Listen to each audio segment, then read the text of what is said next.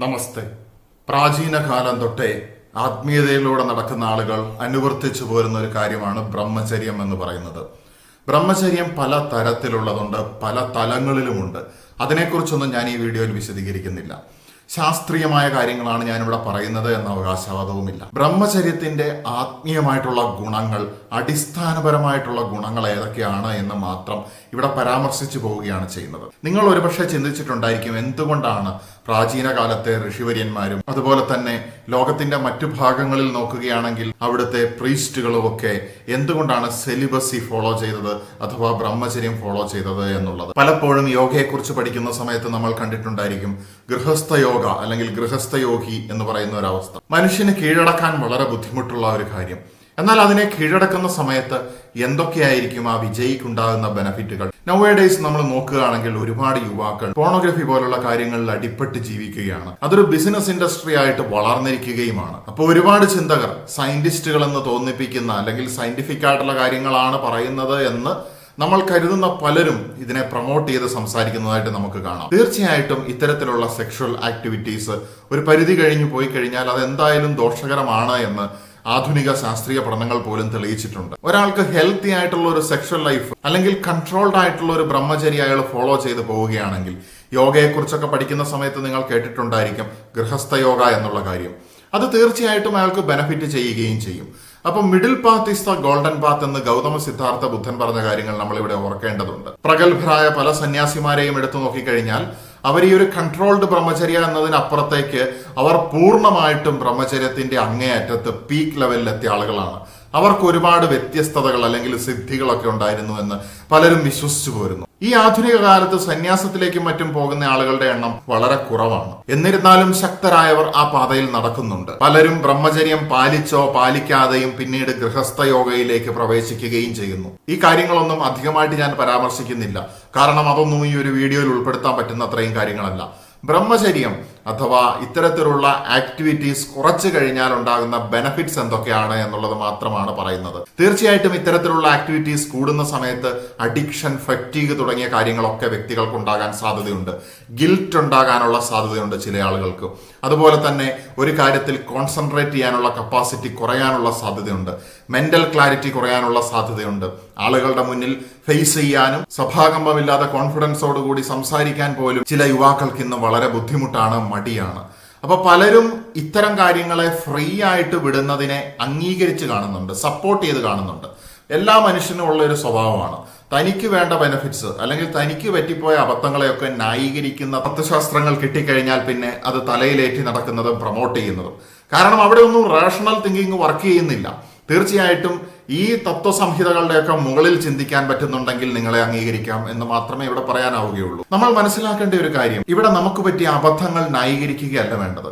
നമ്മളുടെ ശരീരത്തിനെ കുറിച്ച് ഒരാൾ വിമർശിക്കുന്ന സമയത്ത് അത് ബോഡി ഷേമിംഗ് ആണെന്ന് പറഞ്ഞ് അവിടെ ഒരു ഇമോഷണൽ ഡ്രാമ കാണിക്കുകയല്ല വേണ്ടത്. മറിച്ച് നമ്മൾ മനസ്സിലാക്കുക, എന്താണ് ഏതൊരു കാര്യം എടുത്തു നോക്കിയാലും അതിന് പ്രോസും കോൺസും ഉണ്ടാകും. ആ പ്രോസ് ആൻഡ് കോൺസിനെ വെയ് ചെയ്ത് നോക്കിയിട്ട് ഏതാണ് മുന്തി നിൽക്കുന്നത് എന്ന് നോക്കി അത് നമ്മുടെ ജീവിതത്തിൽ പ്രാവർത്തികമാക്കണം എന്നുള്ള കാര്യമാണെങ്കിൽ അത് ചെയ്യുക എന്നുള്ളതാണ്. ഈ ബ്രഹ്മചര്യത്തിന്റെ കാര്യത്തിലായാലും അങ്ങനെ തന്നെയാണ്. ഇത് നിങ്ങൾ താല്പര്യത്തോടെ ചെയ്യുകയാണെങ്കിൽ അതിൽ പരം ആനന്ദം വേറെയില്ല. എന്നാൽ നിങ്ങൾക്ക് ഇത് താല്പര്യമില്ലെങ്കിൽ ഇത് എല്ലാ കാലത്തും നിങ്ങൾക്കൊരു ബേഡനുമായിരിക്കും. അതുകൊണ്ടാണ് ഞാൻ പറഞ്ഞത് കൺട്രോൾഡ് ബ്രഹ്മചര്യവും പൂർണ്ണമായിട്ടുള്ള ബ്രഹ്മചര്യവും പൂർണ്ണമായിട്ടുള്ള സന്യാസവും അല്ലെങ്കിൽ ഗൃഹസ്ഥ യോഗ എന്ന് പറയുന്ന അവസ്ഥയും ഈ രണ്ട് കാറ്റഗറിയിലാക്കി മാത്രം ഞാൻ സിംപ്ലിഫൈ ചെയ്യാൻ വേണ്ടി ഇങ്ങനെ സംസാരിക്കുകയാണ്. അപ്പൊ അത് ഓരോരുത്തരുടെ ചോയ്സ് ആണ്. എനിവേ, അൺപ്രൊട്ടക്റ്റീവ് ആയിട്ടുള്ള ബന്ധങ്ങൾ എപ്പോഴും നമ്മൾ പല പരസ്യങ്ങളിൽ പോലും നമ്മൾ കാണുന്നുണ്ട്. അത്തരത്തിലുള്ള ബന്ധങ്ങൾ രോഗങ്ങൾക്കും മറ്റു പ്രശ്നങ്ങൾക്കും ഒക്കെ കാരണമാകുമെന്നുള്ളത്. മാൻ പോളിഗാമസ് ആണ് എന്ന് പറഞ്ഞു കഴിഞ്ഞാലും അത് അതേപടി പ്രാവർത്തികമാക്കാൻ നോക്കിക്കഴിഞ്ഞാൽ ഈ ലോകം നിലനിൽക്കുമോ എന്ന് പോലും നമ്മൾ സംശയിക്കേണ്ടിയിരിക്കുന്നു. ഇന്ന് മനുഷ്യൻ ലഭിച്ചിട്ടുള്ള പല രോഗങ്ങളും ഇത്തരത്തിലുള്ള കാര്യങ്ങളിൽ കൂടെയാണ് അവനിലേക്ക് എത്തപ്പെട്ടത് പോലും എന്നുള്ളത് ചരിത്രവും ജീവശാസ്ത്രവും ഒക്കെ പഠിച്ചു കഴിഞ്ഞാൽ നമുക്ക് മനസ്സിലാകുന്ന കാര്യം തന്നെയാണ്. അപ്പൊ ഇവിടെയാണ് ഇതിന്റെ ഒരു പ്രാധാന്യം കിടക്കുന്നത്. മനുഷ്യൻ അടിമത്തപ്പെട്ടു പോകുന്നുണ്ടോ?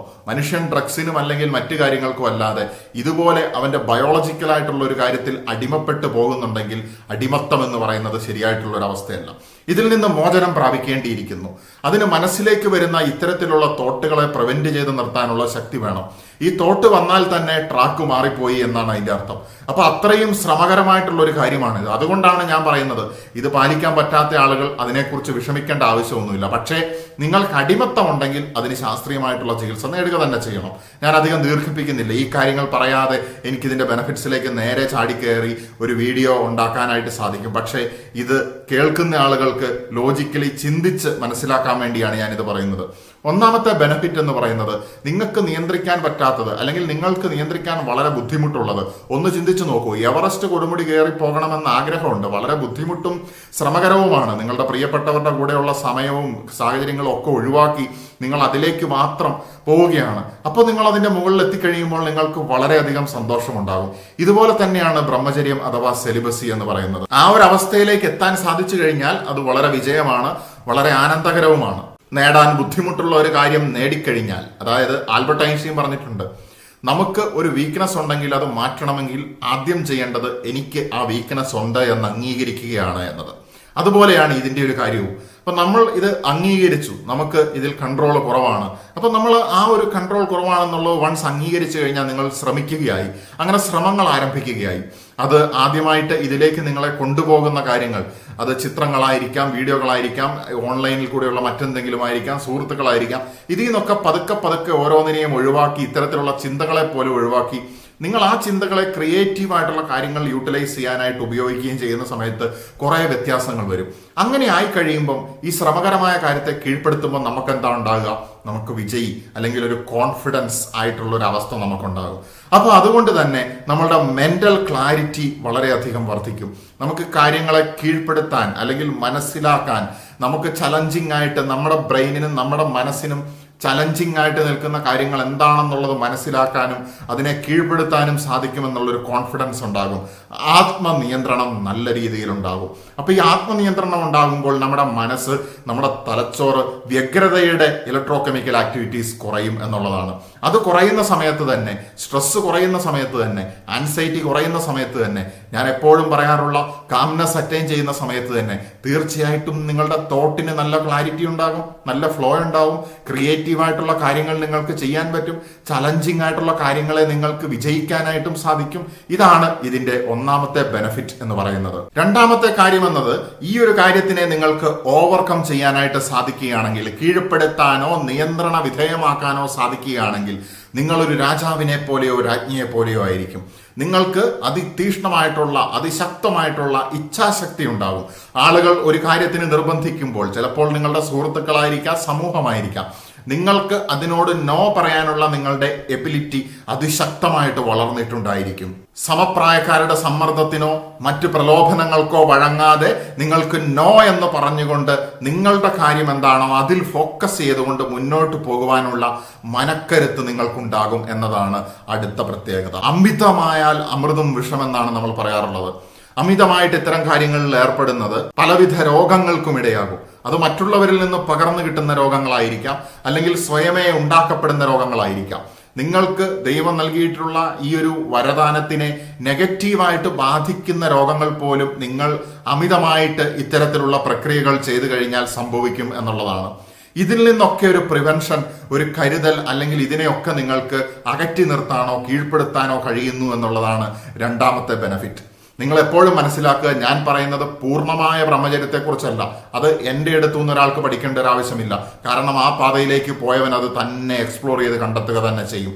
ഞാനിവിടെ പറയുന്ന ഒരു കൺട്രോൾഡ് ബ്രഹ്മചര്യ, ഈ ആധുനിക യുഗത്തിൽ എങ്ങനെയാണ് ഈ ഒരു സാഹചര്യങ്ങൾക്കിടയിലൂടി നമുക്കൊരു ബ്രഹ്മചര്യം കൊണ്ടുപോകാൻ പറ്റുന്നത്, നിയന്ത്രണം, ഇത്തരം കാര്യങ്ങളിലുള്ള ഒരു ആത്മനിയന്ത്രണത്തെ കുറിച്ചാണ് ഞാൻ പറയുന്നത്. അടുത്തതായിട്ടുള്ള കാര്യം, നിങ്ങളുടെ നാഡീവ്യൂഹം ശക്തിപ്പെടും എന്നുള്ളതാണ്. കള്ളന്മാരെയോ കൊള്ളക്കാരെയോ നിങ്ങൾ ഭയപ്പെടുകയില്ല. എന്ന് വെച്ച് കഴിഞ്ഞാൽ നിങ്ങളുടെ ശരീരത്തിനൊരു ശക്തി ഉണ്ടാകുമ്പോൾ, ഒരു പുഷ്ടി ഉണ്ടാകുമ്പോൾ നിങ്ങളുടെ കോൺഫിഡൻസ് ലെവൽ വർദ്ധിക്കുകയും നിങ്ങളുടെ ഭയം കുറയുകയും ചെയ്യും, നിങ്ങളുടെ ആത്മവിശ്വാസം വർദ്ധിക്കുകയും ചെയ്യും. അതാണ് മൂന്നാമത്തെ ബെനിഫിറ്റ് എന്ന് പറയുന്നത്. ബ്രഹ്മചര്യം അനുഷ്ഠിക്കുന്ന ആളുകളെ സംബന്ധിച്ചിടത്തോളം ശാരീരിക സൗന്ദര്യം എന്ന് പറയുന്നത് ഒന്നുമല്ല.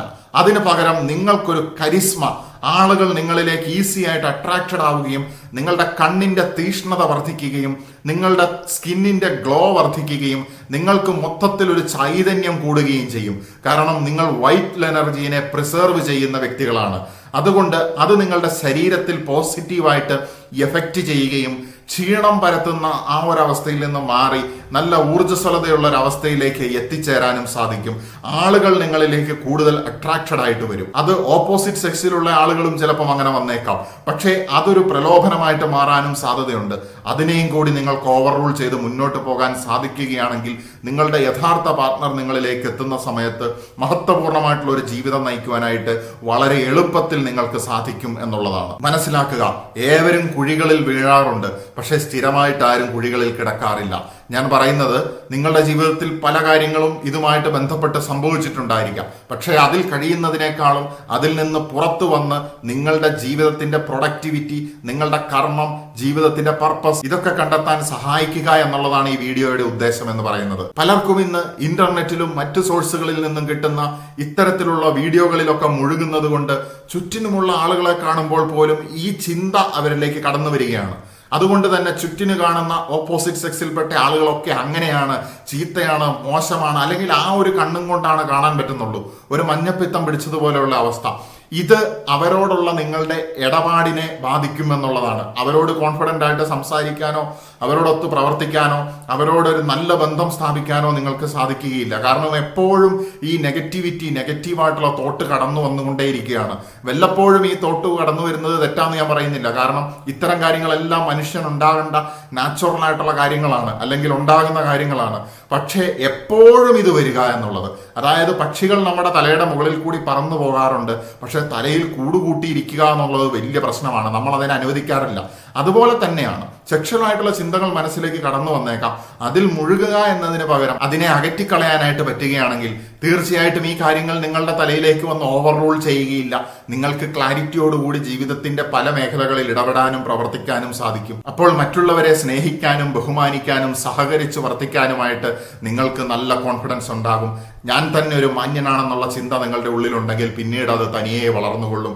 അതൊരു ചെടി നടുന്നത് പോലെയാണ്. ആ ചെടിയെ വേര് പിടിപ്പിക്കുക എന്നുള്ളത് നമ്മുടെ കർത്തവ്യവുമാണ്. അത് വേറെ ആർക്കും ചെയ്യാനായിട്ടും സാധിക്കുകയില്ല. പ്രിയമുള്ളവരെ, ഞാനിവിടെ പറയുന്നത് പൂർണ്ണമായിട്ടുള്ള സെക്ഷൽ ആബ്സ്റ്റിനൻസിനെ കുറിച്ചല്ല എന്ന് ഒരിക്കൽ കൂടി ഓർമ്മിപ്പിക്കുകയാണ്. കാരണം പൂർണ്ണമായ ബ്രഹ്മചര്യം തിരഞ്ഞെടുത്ത ആളുകളുടെ വഴിയും അവർക്ക് കിട്ടുന്ന ഈ അടിസ്ഥാന ആത്മീയ ബെനഫിറ്റുകളൊന്നും അല്ല ഉള്ളത്. അതിനപ്പുറത്തേക്കുള്ള കാര്യങ്ങളാണ്. അതൊക്കെ ഭാവിയിൽ സംസാരിക്കാൻ കഴിയുമെങ്കിൽ സംസാരിക്കുന്നതായിരിക്കും. ഇപ്പോൾ അടിസ്ഥാനപരമായിട്ട് ഈ ആധുനിക കാലത്ത് ജീവിക്കുന്ന സാധാരണ മനുഷ്യന്റെ കാര്യമാണ് പറയുന്നത്. ഇപ്പോ നൊക്ടോണൽ എമിഷൻ സംഭവിക്കാറുണ്ട്. പുരുഷനായാലും സ്ത്രീ ആയാലും ഒക്കെ ഇത്തരത്തിലുള്ള കാര്യങ്ങൾ സ്വപ്നത്തിലൂടെയും അല്ലാതെയും ഒക്കെ വന്നു പോകാറുണ്ട്. ശരീരത്തിൽ അത് അനുഭവപ്പെട്ടിട്ടുമുണ്ടായിരിക്കും. അതുപോലെ തന്നെ സ്വയമേ അത്തരം കാര്യങ്ങളിലേക്ക് പോകുന്ന അവസ്ഥകളും ഉണ്ടായിട്ടുണ്ടായിരിക്കും. മറ്റൊരു വ്യക്തിയുമായി ബന്ധപ്പെട്ടും ഉണ്ടായിട്ടുണ്ടായിരിക്കും. ഇതൊക്കെ സംഭവിച്ചിട്ടുണ്ടായിരിക്കാം. പക്ഷേ ഇതിനുള്ളിൽ കഴിയുക എന്നുള്ളത്, ഇതിനോട് അടിമത്തം വരിക എന്നുള്ള അവസ്ഥയെ മാറ്റി എഴുതുന്ന സമയത്ത് നിങ്ങൾക്കുണ്ടാകുന്ന നേട്ടങ്ങളെ കുറിച്ചാണ് പറയുന്നത്. മനുഷ്യന് ബയോളജിക്കലായിട്ടുള്ള പ്രോസസ്സിനെ അടിച്ചമർത്താൻ ഞാൻ പറയുന്നില്ല. അതുപോലെ തന്നെ അതിനെ പ്രൊമോട്ട് ചെയ്ത് ഗ്ലോറിഫൈ ചെയ്യാനും ഞാൻ പറയുന്നില്ല. നിയന്ത്രണം, middle path is the golden path, അതിനെക്കുറിച്ചാണ് ഇവിടെ സംസാരിക്കുന്നത്. ഇത് പാലിക്കാൻ കഴിയുന്ന ആളുകൾക്ക് തീർച്ചയായിട്ടും അവരൊരു വിവാഹ ജീവിതത്തിലേക്ക് പ്രവേശിക്കുമ്പോഴായാലും അല്ലെങ്കിൽ ഇത്തരം കാര്യങ്ങളിൽ നിയന്ത്രണം ഉണ്ടായിരുന്നവർ മറ്റ് ജീവിതത്തിന്റെ ഭാഗങ്ങളിലേക്ക് പ്രവേശിക്കുമ്പോൾ കൂടുതൽ പ്രൊഡക്ടിവിറ്റി ഉണ്ടാകും എന്നാണ് ആത്മീയാചാര്യന്മാർ പറയുന്നത്.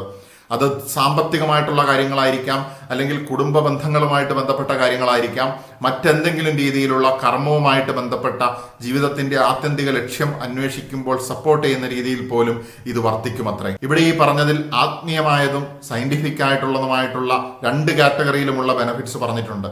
ഞാൻ ഇതിനെക്കുറിച്ചുള്ള ഇൻഡെപ്ത് ആയിട്ടുള്ള ഇൻഫർമേഷൻ വരും വീഡിയോകളിൽ നിങ്ങളുടെ മുന്നിലേക്ക് എത്തിക്കാം. തീർച്ചയായിട്ടും നമുക്ക് അനാവശ്യമായിട്ടുള്ള അടിമത്തങ്ങളിലേക്ക് പോകാതെ നമുക്ക് ആത്മനിയന്ത്രണം കൈവരിച്ചുകൊണ്ട് നവയുഗ നിർമ്മാണത്തിന്റെ ഭാഗമാകാൻ കഴിയട്ടെ എന്ന് ആശംസിച്ചുകൊണ്ട് നിർത്തുന്നു. നമസ്തേ.